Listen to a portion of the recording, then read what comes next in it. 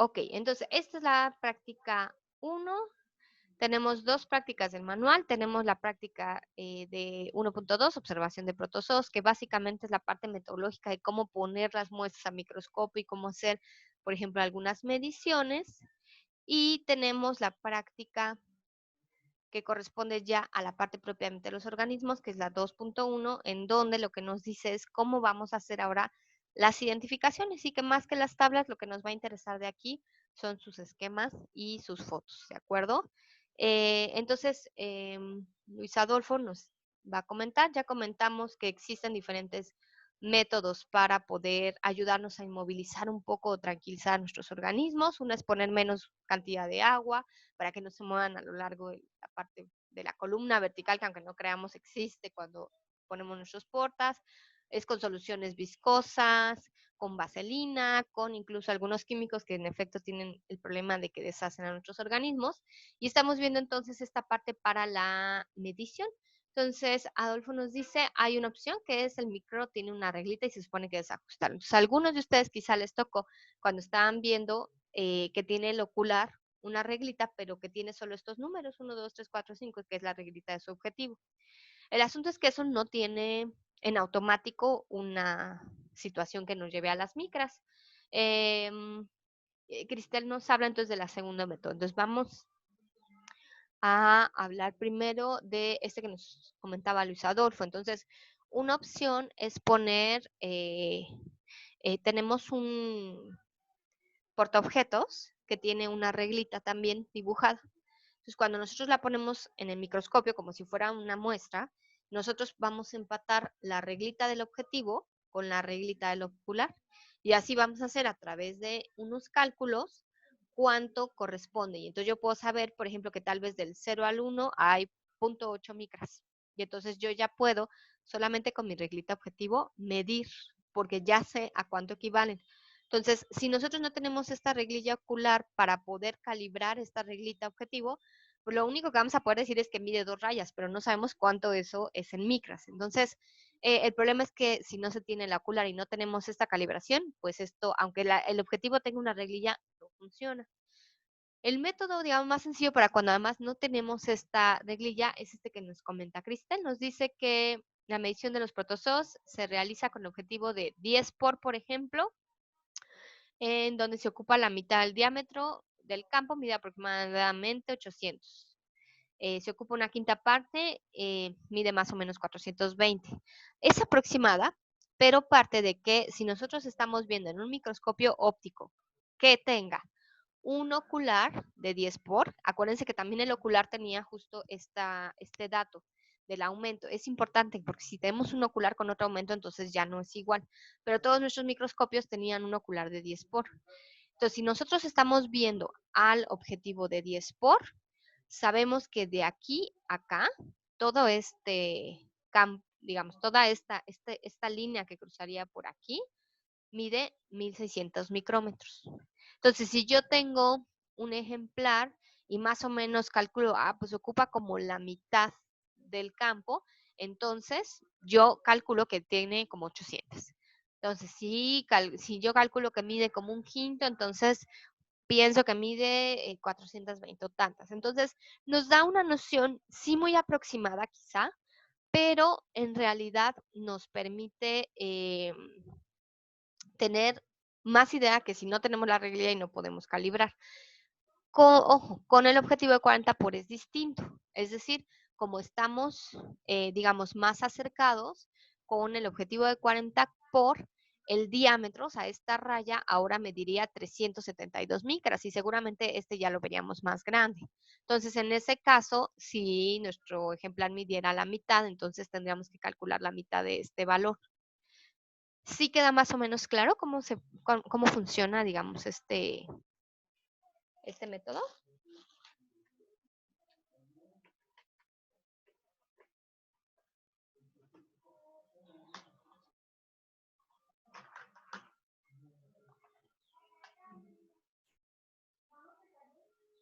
¿Sí?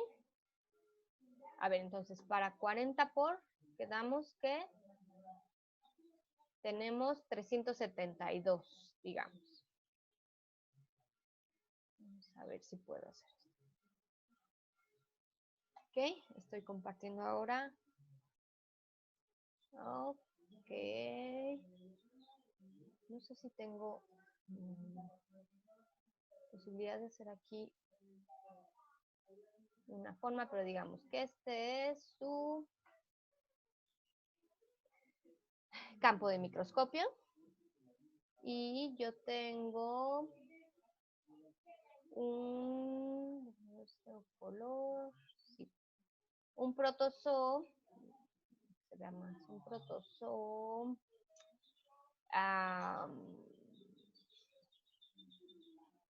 aquí. Ahí está.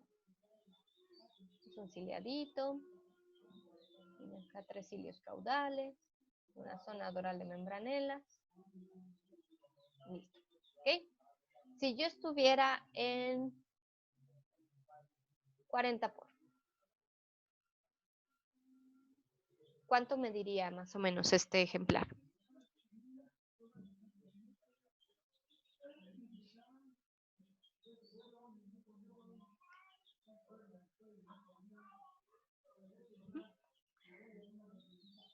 Sí, si yo cruzo una línea para acá, este sería el diámetro de esto.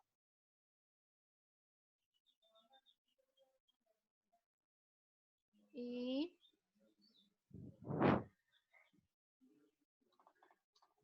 quedamos que esto, me lo voy a poner, ok.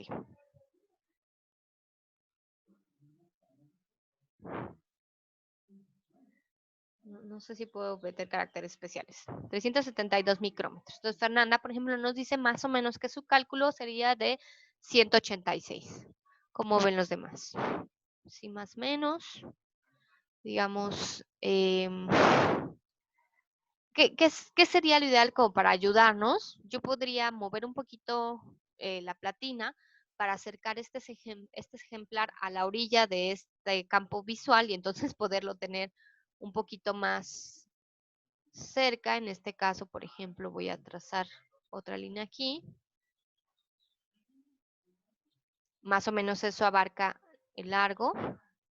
Si yo la pongo aquí, es justamente como la mitad más o menos del campo lo que mide este organismo. Entonces, más o menos la mitad, pues sí, más o menos lo que nos dice Fernanda podría ser 186. Claro, podría yo no dar un dato tan exagerado, podría decir pues como 180 tal vez, 190.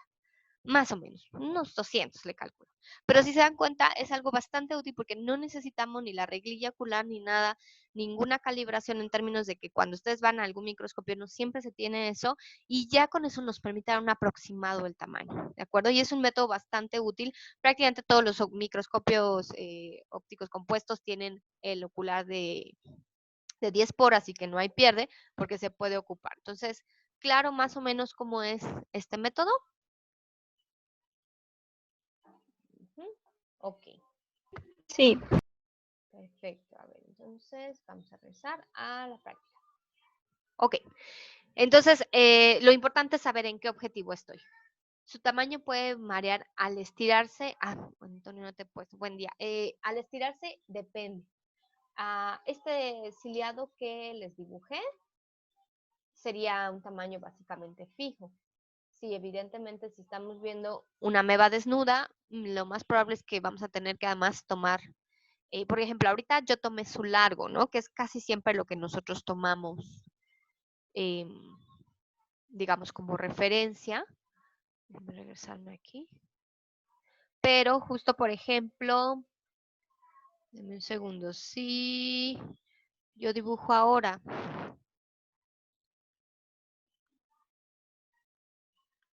una ameba desnuda, evidentemente cuando yo les diga ¿y cuánto mide? Ustedes van a decir, hijo, pero ¿y dónde pongo esta? ¿Dónde pongo esta línea, no? Es decir, ¿dónde coloco? ¿La pongo así o la atravieso así o debería yo de tomar la medida así?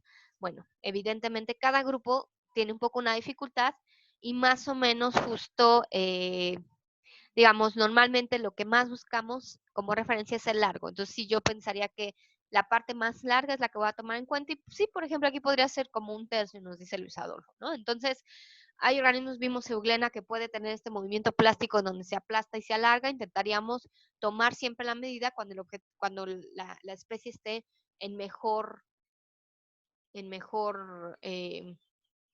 situación. Hay veces en que, por ejemplo, yo veo cosas así, como casi bolitas, ya sin mucho detalle. Estos pueden ser los restos de esto, es decir, es un ciliado que tal vez ya se está muriendo y entonces solo se quedó redondeado. Eso ya no lo mido, eso ya no me está dando, o sea, los tengo que encontrar en la mejor forma, eso es lo difícil. Se mueven mucho cuando están en su mejor forma, pero es el mejor momento para tomarles medidas y características. Ya cuando se quedan quietos se empiezan a redondear y además se empiezan a llenar de vacuolas adentro, es que están por morirse, entonces ya no es el mejor momento para medirlos. ¿De acuerdo?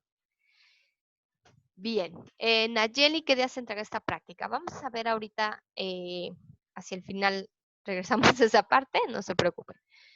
Porque primero quiero justo explicarles todo lo que llevaría y con eso que definamos un poquito el día de su entrega. Ok, entonces, listo. Entonces los medimos y listo. Con eso básicamente ya tenemos todos los elementos para poder identificarlos, que es el siguiente paso, que es, bueno, ya puse la muestra, ya los encontré, ya los medí, ya hice más lento su movimiento, los medí y lo primero, pues los esquemas. Tengo que hacer un esquema de mi especie, como lo hacían para las prácticas anteriores. Y en el esquema, algo importante es que tengo que incluir, pues, todo lo que dibujé, puntito que yo dibuje, tengo que decir qué es, ¿no? Porque eso de poner exactamente detallado posible y eso de poner puntitos y no saber qué, pues puedes poner muchas bolitas. Quedamos que la convención, digamos, lo que más se usa es que las vacuolas contráctiles las dejo vacías, porque ¿qué es lo que tienen adentro? Agua. Agua. Entonces, normalmente se ven transparentes. Déjenme ver si en alguna de las fotos de aquí se alcanza a ver, por ejemplo, aquí. ¿Ven esto que está aquí? Esto es un abaco. Estamos viendo, sí, ¿verdad? Están viendo mi pantalla. Esto, por ejemplo, este de acá. Esto que se ve como aparentemente sin contenido son las vacuolas contráctiles. Entonces, por eso en mi esquema, una vacuola contráctil, yo la dibujo sin contenido. Si le dibujo un poco de contenido, entonces estoy pensando en que estoy dibujando una vacuola digestiva y normalmente los núcleos los dibujo como más densos, o sea, con dibujo completo, ¿de acuerdo? Y bueno, pues puedo ponerle ahí un poco el detalle alrededor y tengo que poner obviamente todos los detalles, ¿no? Ustedes ya más o menos como revisamos los grupos, saben todas las estructuras que se les pueden poner a las amebas desnudas, testadas, en donde en algunas, pues solamente, por ejemplo, si yo veo algo así, como este caso de Cifoderia, ¿dónde están, por ejemplo, sus pseudópodos?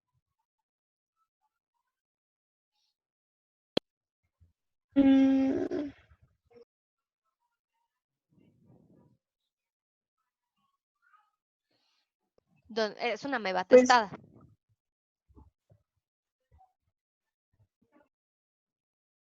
Voy a ver si tenemos foto aquí. Aquí está, esta es Cifoderia. ¿Dónde están sus pseudópodos, chicos?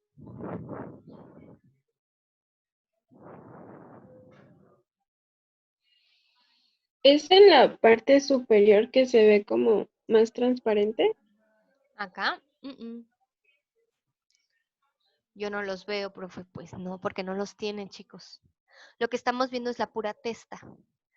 La célula, el citoplasma, ya no está. Se murió esta célula, pero tiene una estructura dura, rígida, que quedamos es la que nos permite que se preserven los sedimentos, al igual que otros organismos como foras, radiolarios.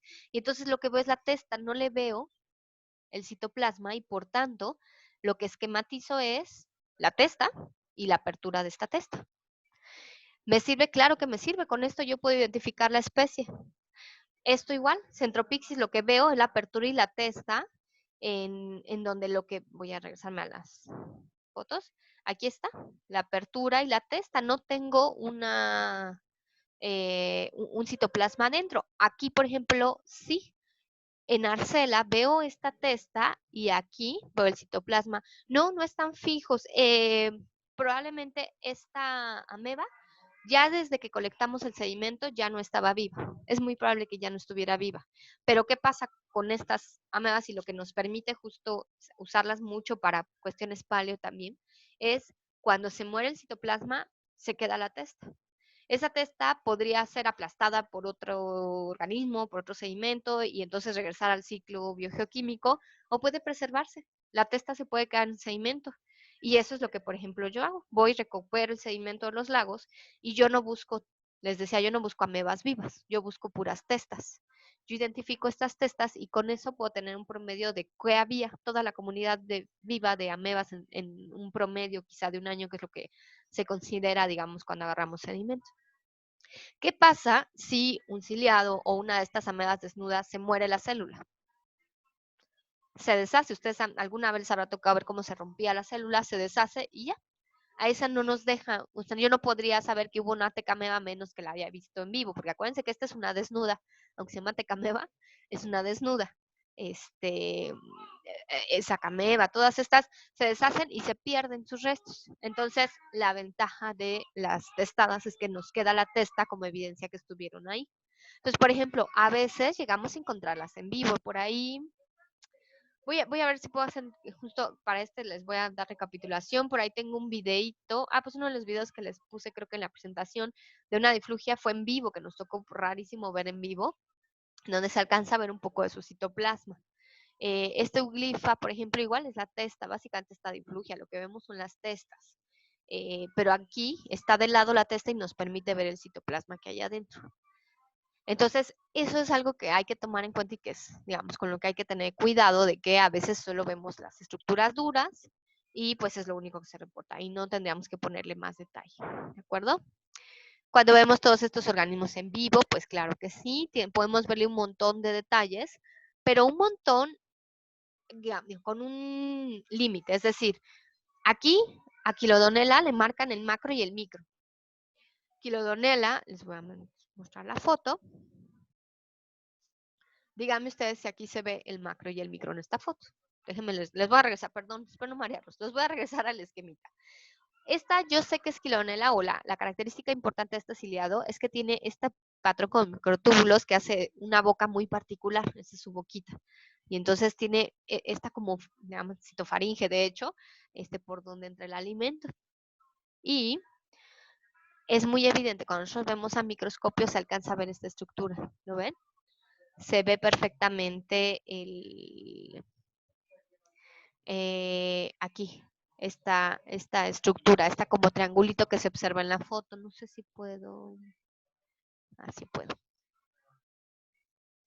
Hasta hay chistes en donde en los esquemas ves todo. Exactamente, eso es algo importante. Les voy a decir, esto se ve, pero aquí no se ve el micro y no se ve el macro.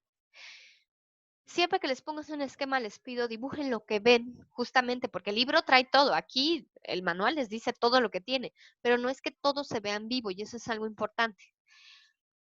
En un ciliado podemos llegar a ver a veces el macro. Por ejemplo, a ver, Litonotus creo que viene aquí.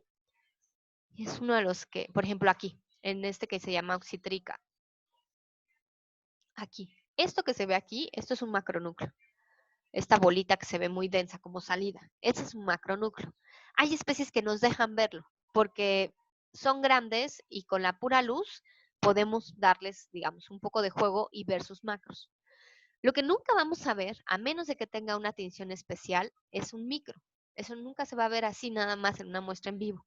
Tenemos por eso otra clase que vamos a dedicar para entender y saber cómo se usan las técnicas de tinción, pero entonces eso quiere decir que si yo no se lo vi, yo no se lo esquematizo, no lo pongo en el esquema, porque no es que todo se vaya a ver aquí. ¿Okay? Entonces, los esquemas que debo realizar es de lo que yo veo, no de lo que me dice el libro que debería tener, ¿no?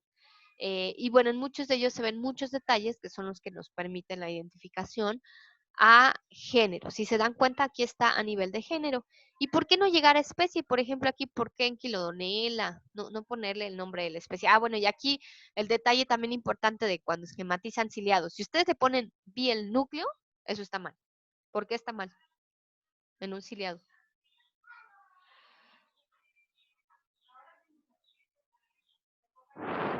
¿Por qué les pondría yo tache? Tienes que indicar cuál de los dos viste. Así es, porque no tiene un núcleo, tiene macro y micro. Entonces tienes que especificar qué es lo que tú viste, si macro o micro. Entonces aquí no le ponemos núcleo, ponemos macro o micro. Y entonces, lo importante es entonces hacer estos esquemas. ¿Y por qué no llegar a especie? ¿Por qué solo dejarlo a género? Porque no hay solo uno. Y qué, por ejemplo, qué características que habíamos dicho en el caso de los ciliados se tienen que tomar en cuenta para poder llegar a nivel de especie. ¿Qué cosas son importantes para considerar? Digo, ya hablé del caso de los ciliados porque además es el más evidente, digamos, de por qué ahorita vamos a llegar solo a género.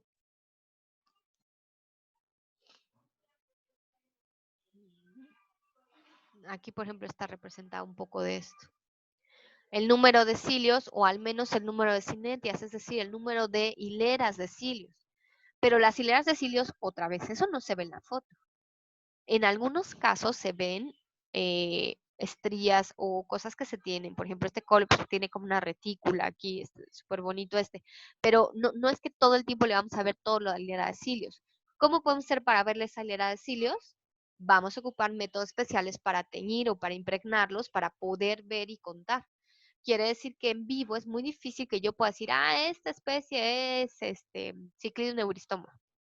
Eso en amebas puede ser, pero por ejemplo en ciliados nunca, ¿no? Entonces, por eso normalmente para hacer una identificación sin caer en el error y en la simplicidad de decir, es que se parece mucho al del libro, entonces yo digo que es esta especie, normalmente vamos a dejar a género en una primera observación. Entonces, toda esta práctica la vamos a pensar trabajando a género, ¿de acuerdo? Ok, entonces les dejé aquí justo un videito en donde se ve un pedacito nada más de la parte de la colecta, pero después se ven, por ejemplo, algunos videos de justo cómo se ven en movimiento algunos de estos organismos y que les van a ayudar un poquito como para ir observando las diferentes especies, ¿ok? Entonces, ¿qué sería, digamos, la guía de esta práctica? Bueno, para la introducción haríamos, les pediría una primer partecita que pueden sacar del manual, que es caracterización de los protozoos. Les puse en la parte de, acá en la pestaña de laboratorio, aquí, en laboratorio, ustedes le pican, está toda la parte introductoria del manual, toda la primer parte que justo les habla de bueno, la portada, contenido, todo eso, y por ahí viene una partecita que les habla de las generalidades de protozoos de manera muy breve, que está, caracterización y todo, pueden tomarlo de aquí. Vamos otra vez a la práctica 1. La segunda parte, grupos funcionales de protozoos. Esto que se acuerdan más o menos cuando platicamos, más o menos qué es esto de los grupos funcionales.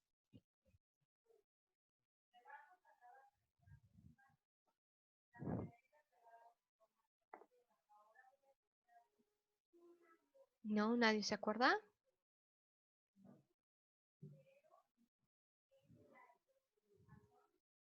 Ok, ciliados, flagelados, exactamente.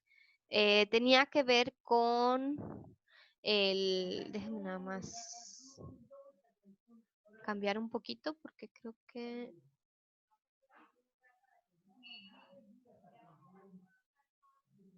no sé por qué se cambió mi puntero. Ok. Eh, ok, ahí está mejor. Entonces, los grupos funcionales, tenemos, por ejemplo, justo lo que vendría a sustituir las clases de Bushley, pero que más o menos nos agrupa de una forma parecida. Entonces, esa propuesta está en este artículo de Finley y Esteban del 98. Aquí les voy a pedir que lo revisen. Es un artículo largo, no se trata que lo lean completísimo, pero sí que detecten, ahí viene la propuesta un poquito de qué es esto y para qué o cómo es que se establecen estos grupos funcionales. Eso es un poquito lo que quiero que me pongan aquí. ¿Qué es esto según ellos de los grupos funcionales? Acuérdense, brevísimo.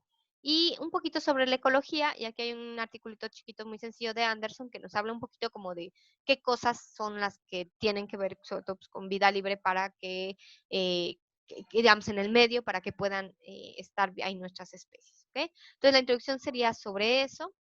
Para material y métodos va a ser primero describir cómo se realiza el proceso de observación, es decir, toda esta primera parte que escribe en manual, de las muestras ya recolectadas. Entonces partimos de que ya las muestras están en el laboratorio. Pues voy a tomar con una pipeta Pasteur una gotita de la parte, yo digo, por ejemplo, del fondo de mi frasco, porque creo que es donde voy a encontrar más.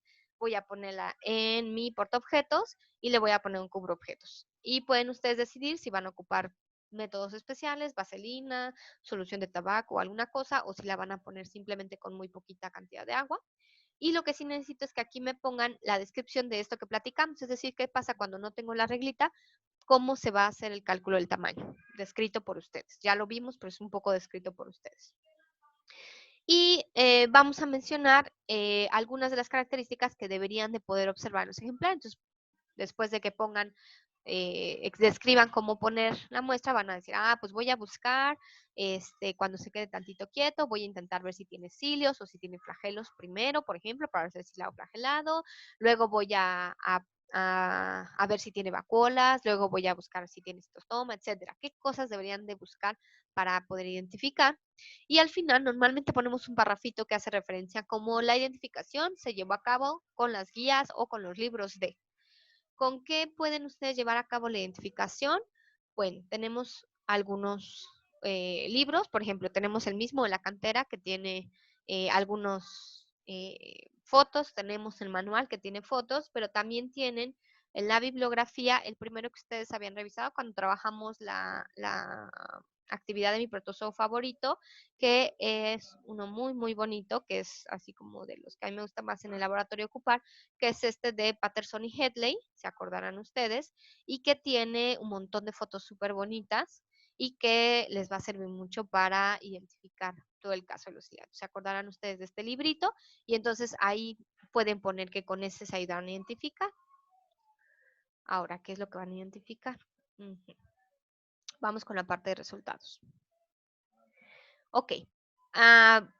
Primero, aquí sí va a haber una sección individual, que les pongo así un poquito distinto. Cada uno de ustedes en casa va a retomar ¿se acuerdan que habíamos ocupado un formato personalizado de observación? Y entonces, ya sea, si tienen algún impreso pueden ocuparlo, si no, ahora sí, pues a mano volver a poner toda esta información. Y cada uno de ustedes va a hacer 2 esquemas, es decir, va a escoger 2 especies o 2 géneros y los va a esquematizar. Y aquí les pongo, ok, aquí les pongo que van a identificar 2 géneros, ahorita les enseño de dónde, y en la hoja esta de esquemas van a poner muestra, submuestra, medida aproximada, género, el grupo funcional, es decir, cuáles son los grupos funcionales básicamente, y de hecho el manual así los está separando en esta practiquita: ciliado, flagelado, ameba, desnuda, ameba testada, heliosos. Y la cita de la bibliografía que ocuparon. Acuérdense que cuando hacíamos esta hojita de los esquemitas, teníamos entonces todos estos datos y ponían, la bibliografía es solo la cita, es decir, Patterson y Headley, 1992. O sea, no es toda la referencia, nada más la cita para saber de dónde lo tomaron. Ahora, ¿cuál es de dónde van ustedes a identificar?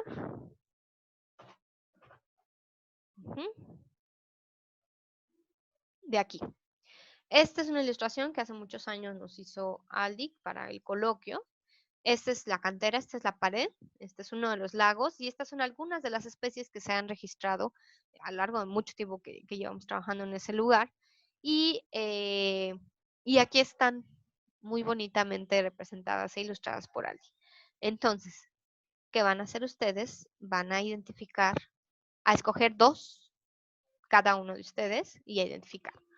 Ojo, igual que las muestras que ven ustedes en laboratorio, bueno, pues Aldi puso, por ejemplo, cosas por aquí que no son necesariamente protistas ni necesariamente protozoos, pero pues, viven también en el agua, entonces lo esquematizó. Entonces yo espero que a nadie se le ocurre, por ejemplo, agarrar el pez para esquematizar, ¿verdad?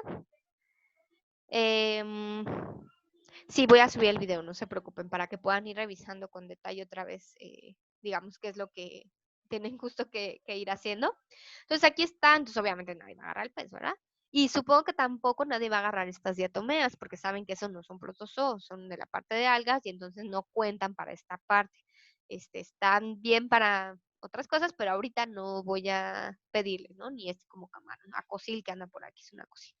Entonces, van ustedes primero a tener cuidado de tomar algo que estén 100% seguros, que es un protozoo, lo van a esquematizar y van a buscar en cualquiera de los libros, en el manual, en el de la cantera, en el de Patterson y Headley, ¿qué podría ser? ¿Qué género es? Género. No llegamos a especie, acuérdense, género.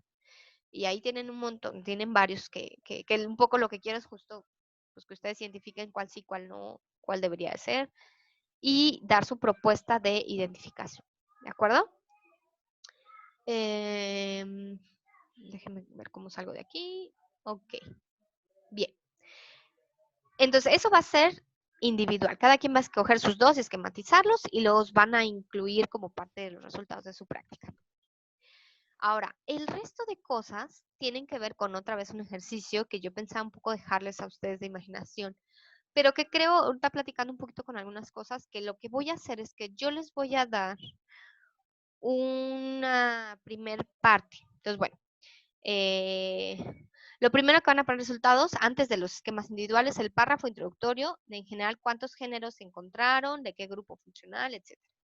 Y vamos a hacer dos cosas, una tabla y una gráfica. Entonces, yo les voy a dar una tabla, voy a buscar lo que se ha encontrado en algún resultado de alguno de mis grupos pasados para que sea lo más cercano y, digamos, fiel posible a lo que se encuentra realmente en cantera.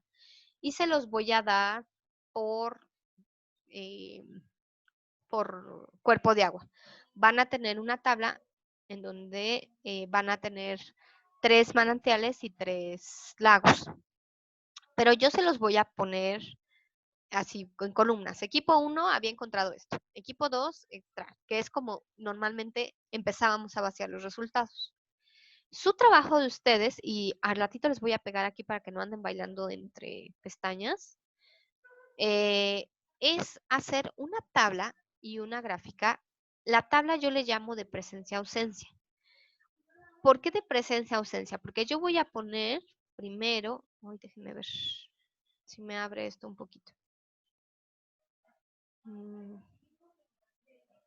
me está abriendo.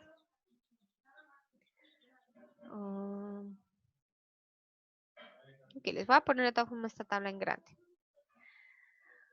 Ok, no se ve muy bien, pero digamos, lo que yo les voy a dar lo tienen que transformar en una tabla así. Esta tabla tiene por grupo funcional, es decir, primero todos los flagelados, luego los ciliados, luego las amebas, y dentro de cada grupo funcional están ordenados en orden alfabético. Entonces, por ejemplo, todos los flagelados que encuentren los van a poner en esta columna, luego todos los ciliados, luego las amebas, etc.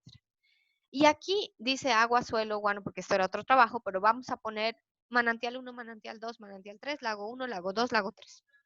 Y voy a poner un tachecito. Ah, bueno, este género estuvo en este manantial, sí, tachecito, ¿no? Entonces no pongo nada o pongo un guioncito y abajo hay que poner la simbología, qué significa tache o guioncito o asterisco, lo que vayan a ocupar.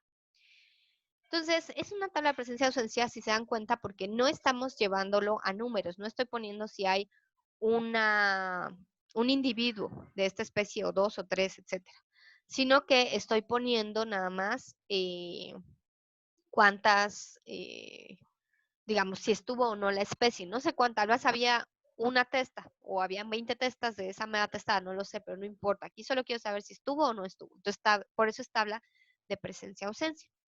Esta tabla después la vamos a graficar en algo así, en donde las muestras, es decir, manantial 1, manantial 2, lago 1, lago 2, van a quedar abajo en este eje y el número de especies, o en este caso el número de géneros, van a quedar acá. ¿Qué es el número total? Entonces, por ejemplo, yo tengo aquí la columna de manantial 1, voy a sumar todos los tachecitos. Ah, pues tengo 20. Entonces, en mi tabla, por ejemplo, flagelados, bueno, lo voy a hacer por grupo funcional. Flagelados tengo, por ejemplo, 1, 2, 3, 4, 5, 6. Entonces, tengo 6 flagelados y es la barra roja. Luego, si esto fuera, digamos, igual, manantial 1. Pues ciliados, tengo tantos. Bueno, aquí tuve 12 ciliados. Tantas amebas desnudas, tantas testadas, tantos heliozoos. Entonces, Esta, digamos, me va a reflejar la diversidad que hay por grupo funcional en cada punto de colecta. Y esta, digamos, gráfica es básicamente justo como la riqueza específica, es decir, cuánta es la diversidad que hay en mis muestras. Déjenme irme otra vez a la práctica. Ok. Y esos son el ejercicio de básicamente que van a hacer en esta práctica más fuerte, que es generar esta tabla y generar esta gráfica. Y que es muy importante porque es la mejor forma de presentar estos datos, pero que es muy importante que tengan cuidado. Y de aquí es justo que toman su párrafo introductorio en donde van a poner el total de cosas que encontraron de cada grupo funcional. Para la discusión, ¿qué van a poner? Pues en qué muestras hubo más y en cuáles hubo menos. Pues en el manantial hubo bien poquitos, pero en el lago hubo un montón. ¿Y qué grupos funcionales predominan?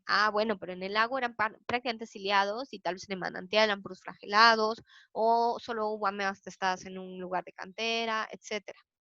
¿Qué lugar de cantera es más abundante o diverso? Aquí más bien va a ser diverso, porque ahorita no nos vamos a meter con abundancia. Y que es básicamente en cuál tuvimos mayor diversidad de especies. Y vamos a, lo que les pido como segundo ejercicio importante es que escojan con un solo género que hagan este segundo ejercicio. Buscar más o menos a qué tipo de ambientes se asocia. Ahorita estaba revisando ya sus capítulos, por ejemplo, varios de ustedes por ahí encontraban, ¿no? Que tal ciliado, tal dinoflagelado se asocia mucho a aguas de tipo eutróficas. Bueno, entonces yo puedo pensar que si estaba presente en este lago, probablemente puedo hacer la hipótesis de que ese lago tenía esa condición, que es el paso, digamos, aplicado que después hacemos de estos trabajos que hacemos de diversidad. Y bueno, las referencias, pues todo lo que consulten más los obligatorios, digamos, ¿no? Ok. ¿Dudas hasta aquí?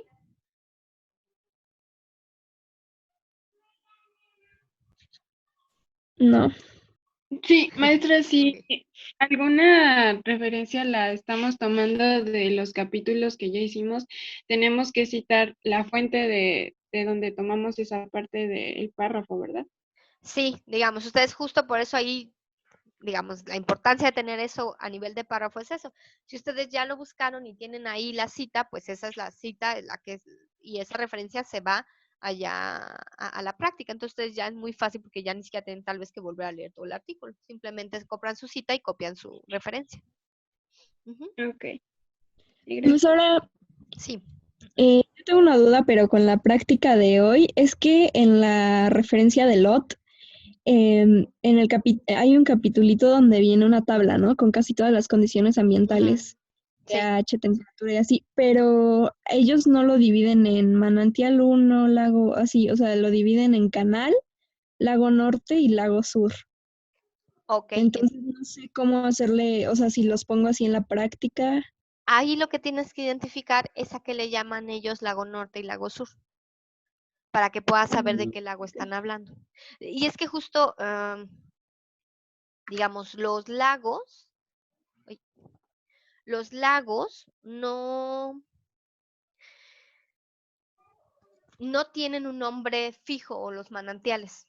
O sea, nosotros Ujú. vamos y subdividimos de cierta forma los manantiales y los lagos.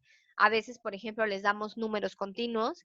A veces vamos y le llamamos lago Patos, lago Verde, lago Canal. Y entonces no hay como quizá una división tan fija, pero en el manual, en el de LOT, tienen una primer propuesta de, creo que los ponen por números y más o menos eso es lo que hay que ver, digamos, a ellos a qué le llaman lago norte y lago sur, para que ustedes sepan cuál es, digamos, el dato que pueden tomar si escogieron ese lago. Y Ujú. le podemos dejar esos nombres y nada más en la imagen que vamos a poner de la cantera ponerle como lago norte, lago sur y así. Sí, sí, Ok. sí, pueden retomar lo que ellos ocupan para que sea más fácil para ustedes esa parte. Por eso les decía también que en tesis la ventaja es que igual pueden ver de otros lagos, otras condiciones que hayan tomado para que puedan ustedes tener como más diversidad de opciones. Ok, Mariana me pregunta, la tabla y la gráfica van a ser basadas con los cuerpos de agua que escogimos en la 0, ¿no? Ok, aquí tenemos varias opciones. Una, yo había pensado dejarlo a ustedes esta parte también de los resultados. Entonces, una opción es que ustedes den continuidad justo a este diseño que ya elaboraron y si cada quien, si ustedes tomaron un manantial y un lago, entonces, ¿qué es lo que tocaría hacer? Digamos, inventarse de alguna forma quizá, aunque lo que podemos hacer es que yo les dé un listado por cuerpo de agua de lo que en muchos semestres hemos encontrado. Y de ahí ustedes tomen la información. O sea, no es totalmente ficticia, sino que va a estar basado en lo que hemos encontrado en otros semestres. Y ustedes tomen información de acuerdo, por ejemplo, a qué lago decidió muestrear o a qué manantial. Eso podemos hacer. Lo que me preocuparía un poco es que lo que sí quiero es este ejercicio de este tipo de tabla y gráfica en donde si ustedes habían escogido solo uno, entonces sí tendrían que integrar al menos dos para que podamos tener un comparativo.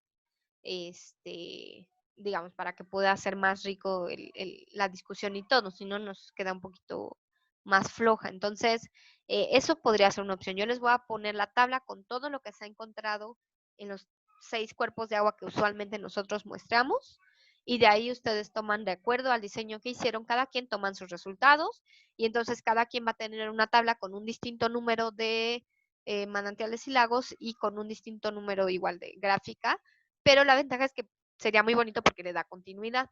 La otra opción es que yo les doy una tabla fija y todos trabajan con esos datos que incluirían los 6 cuerpos de agua. ¿Qué preferirían?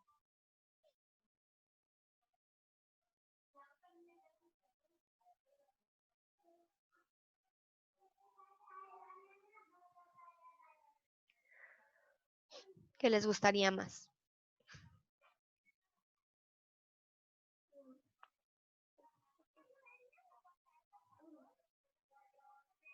Darle continuidad a la 0, dice Mariana. ¿Los demás?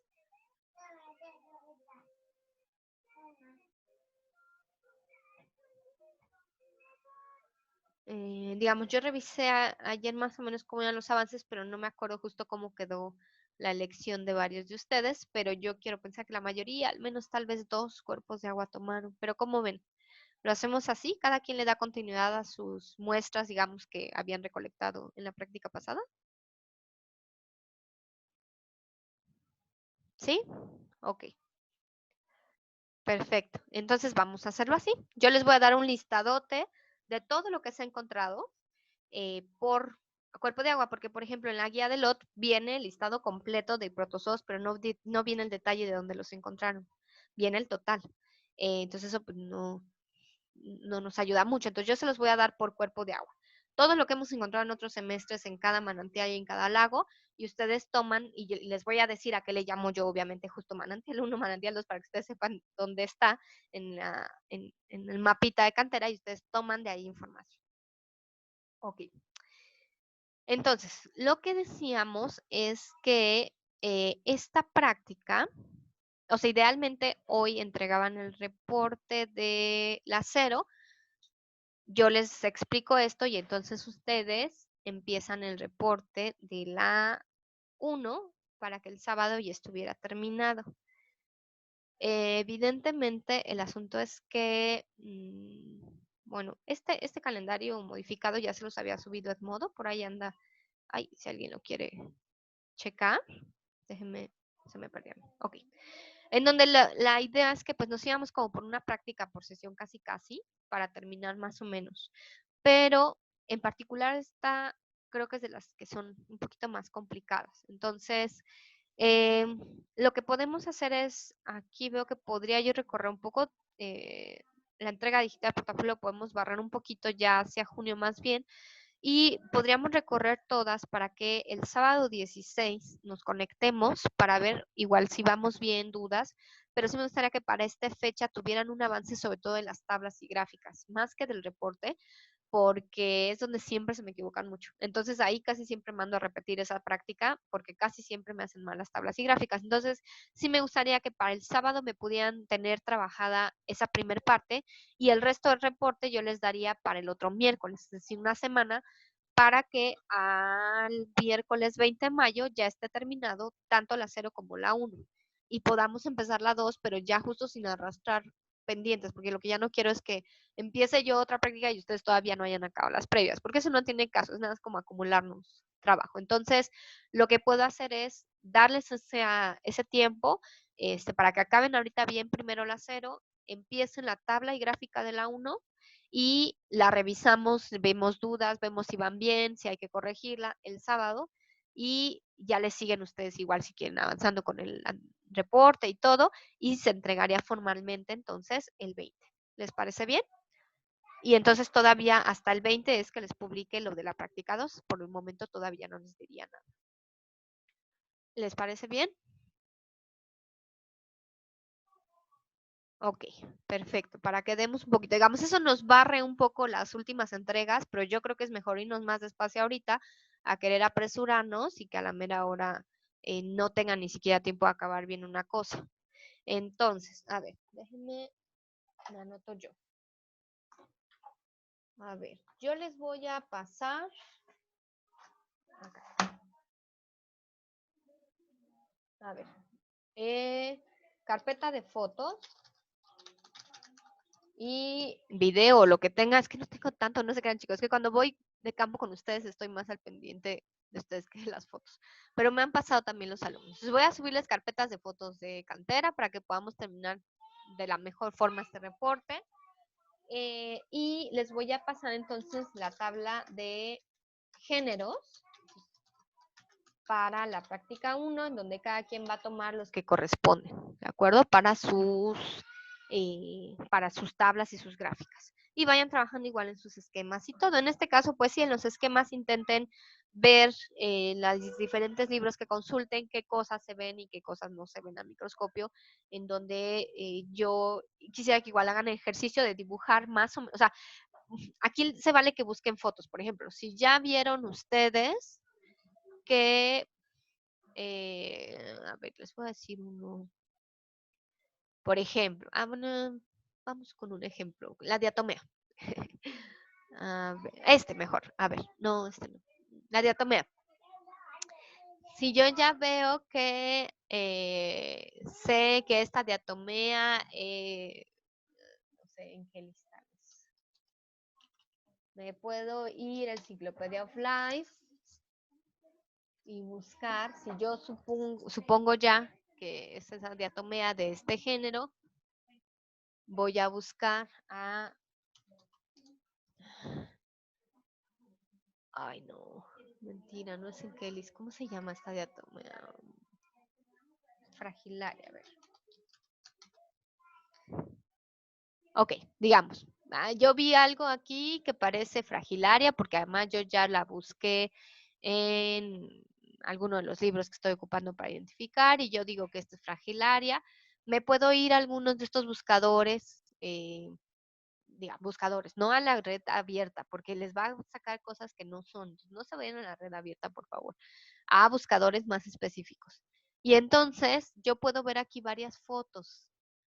Y yo con eso me puedo dar idea, estas son fotos a microscopio óptico. Yo puedo ver, mira, aquí no se le ve lo que el libro dice que es no sé, una estría, pero sí se ven los cloroplastos. Entonces en mi esquema voy a incluir los cloroplastos, los septos, las paredes, el frústulo, pero no voy a incluir entonces otra cosa. Digo, no quiero utilizar un protozo para no soplarles ninguno ahorita, pero sí, digamos, la idea es que ustedes puedan aquí sí buscar varias fotos a microscopio óptico de la especie que ustedes ya más o menos crean que es, y eso incluso les va a ayudar para ver, no, pero a ver, esta tiene forma de estrella y la mía tenía forma alargada, entonces no es, tal vez me equivoqué, voy a volver a buscar opciones, ¿de acuerdo? Es un poco sustituir ese trabajo o hacer ese trabajo de identificación, que es un poquito como lo hacemos, ¿de acuerdo? Vean el videito, por ahí les va a dar una idea. No confíen al 100% en todas las identificaciones del video. Este lo hicieron un grupo de alumnos también y pueda tener algún error o no, pero no les voy a decir. Entonces, justo no confíen al 100% en el videito, pero sí en los libros, en los buscadores. Acuérdense aquí en la parte de bibliografía, buscadores científicos, les puse esta página, Encyclopedia of Life, Tree of Life, ITIS, todos estos son de taxa, se pueden meter y con toda confianza ponen el nombre de género y saben que el que les da está bien porque ya alguien lo revisó y es confiable. No se vayan por favor a Google abierto porque en serio que les manda búsquedas que nada que ver. Entonces, ojo con esos ejemplares, ¿de acuerdo?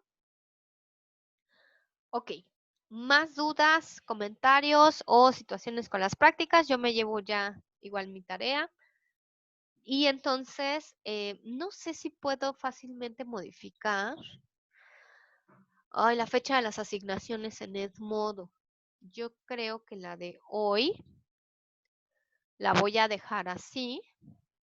Déjenme ver si puedo modificarlo fácilmente. Es que luego me hace y me crea y me vuelve a crear como me duplica la asignación. Pero si puedo, le desajusto la fecha de la práctica 0 y la extendemos como fecha última límite el sábado.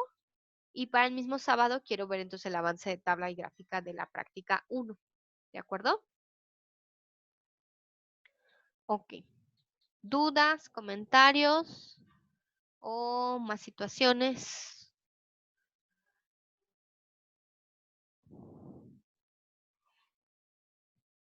¿No? Ok, perfecto. Bueno, pues tenemos bastante. Voy a ver si encuentro igual material en video, pero confiable. El problema es que la red no se puede confiar tanto en lo que luego suben a YouTube, pero para que tengan ustedes más elementos para poder ver e identificar de las diferentes cosas que están ahí en la ilustración que les estoy pidiendo que tomen como base. Pero bueno, si no, de todas formas, el sábado podemos checar algunas dudas. Pero cualquier cosa, igual vamos comunicándonos con Edmodo, por medio de Edmodo.